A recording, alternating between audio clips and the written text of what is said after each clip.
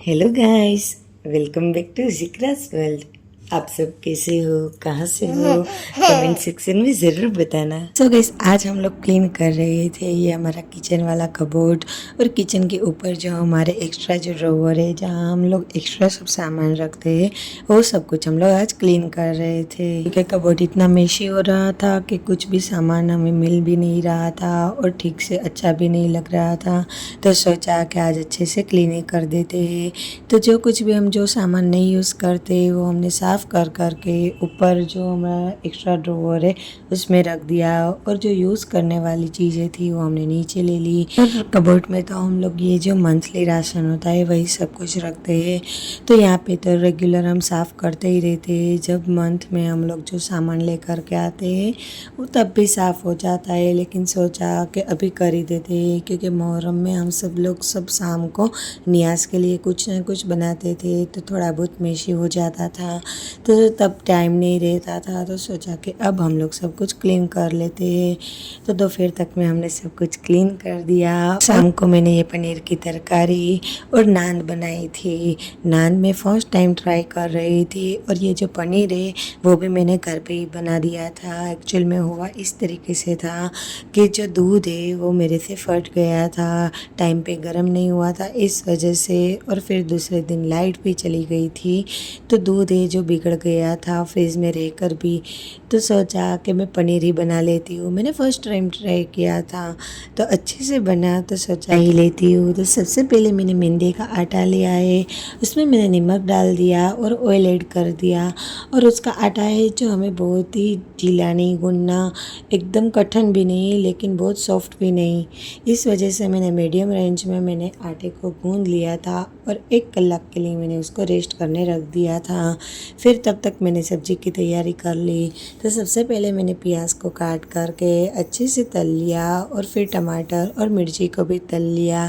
उसकी हम अच्छे से ग्रेवी बना सकते हैं। और 2 चम्मच जितना मैंने दही भी यहाँ पे ऐड कर दिया था। जब भुन जाए उसके बाद जो हम ऑयल वाला हाथ उसमें लगाते हैं तो उसमें फ्लफ़ी फ्लफ़ी अच्छे से हो जाता है। इस वजह से मैंने फिर उसको ढक करके रख दिया था। और यहाँ पे मैंने पनीर भी बना लिया था।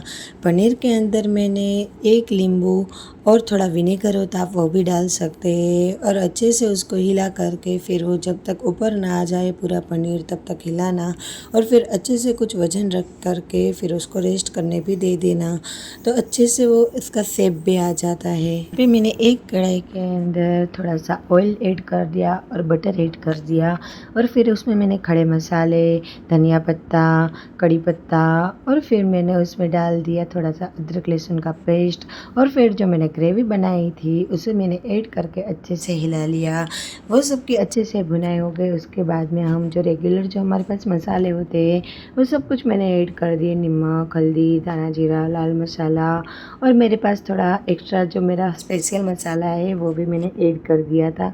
और ये मैं ऐड कर रही हूँ पनीर का स्पेशल मसाला, तो वो बहुत ही अच्छा होता है एवरेस्ट वाला, तो मुझे वही ज़्यादा पसंद है। इन सब की अच्छे से भुनाई हो जाए तो बहुत ही थोड़ा सा पानी डाल करके उसमें अच्छे से भुनाई करना, क्योंकि वो जो ग्रेवी चौट जाती है तो फिर उसका टेस्ट है वो चेंज हो जाता है। जब तक के तेल सेपरेट ना हो जाए तब तक के हिलाते रहना। और फिर मैंने ऐड कर दिया था उसमें पनीर, थोड़ा पनीर मैंने रख दिया था क्योंकि फिर सर्विंग प्लेट के अंदर मुझे उसको खमन के ऐड करना था। तो यहाँ पे रेडी हो चुकी थी मेरी पनीर की सब्ज़ी। तो फिर मैंने सोचा कि अब थोड़ा रेस्ट हो गया है आटे को, तो अब मैं उसमें नान बनाने का शुरू कर देती हूँ। गाइस, ये जो साइड वाला जो पार्ट है उसको आप नज़रअंदाज करना, क्योंकि अभी मैंने इस किचन को क्लीन नहीं किया है। सब कुछ खाना बन जाएगा उसके बाद ही मैं सब कुछ क्लीन कर दूँगी। यहाँ पे मैंने नान बनाने के लिए आटे को अच्छे से फेंट लिया और फिर मैंने उसे बनाने का शुरू कर दिया। मैं उसे बना रही हूँ त्रिकोण वाले शेप में, तो फिर उसे हम अच्छे से तवे के अंदर सेक सकते हैं, आप चाहो तो डायरेक्ट भी सेक सकते हो। मैंने इसमें वाइट तिल लिया है और धनिया पत्ता लिया है, इससे अच्छे से उसमें टेस्ट भी आएगा और देखने में भी बहुत अच्छा लगेगा।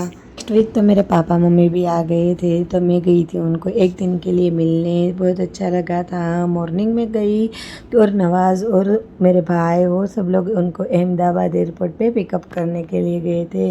लेकिन हम लोग जो गर्ल्स लोग हैं वो सब लोग नहीं गए थे, क्योंकि हमें मम्मी पापा के लिए, मेरे भाईजान भाभी के लिए घर पे डेकोरेशन भी करना था उनके वेलकमिंग का, इसलिए सारे बच्चे गए हुए थे। बस छोटे छोटे से 2 मेरी बच्चियाँ नहीं गई थी सिर्फ। और फिर उनको मिल करके मैं रात को वापस भी आ गई और यहाँ पे खाना रेडी हो गया। तो गाइस कल फिर से मिलेंगे एक नए व्लॉग के साथ। Bye bye, have a good day.